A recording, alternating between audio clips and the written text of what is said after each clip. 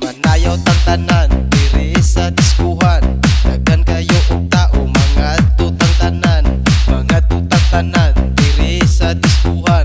Kauban ng panayag, maghataw tang tanan.